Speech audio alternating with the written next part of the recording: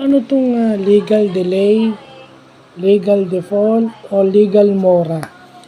So, ang ibig sabihin lang nito is yung, hindi pagtupad sa oras nung napagkasunduan na nagiging dahilan nung breach of contract o breach of obligation. Alam mo, hindi mo na-perform o na-deliver yung isang item o hindi mo nagawa yung specific task on time, ano na yun, legal delay na yon o breach of contract and breach of obligation. So, yun yung mga bagay na pwede kang kasuhan.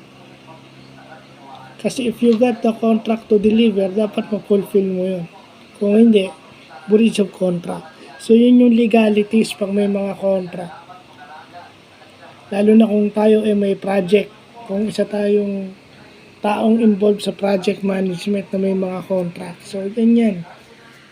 Yan yung mga aspect ng law as project, as taong involved sa project. Kahit hindi pa kayo project manager, so yan yung dapat pinag-aaralan nyo na. Lalo na kahit IT project pa yan, kasi minsan sa IT project, pinag-aanohan nila yung project.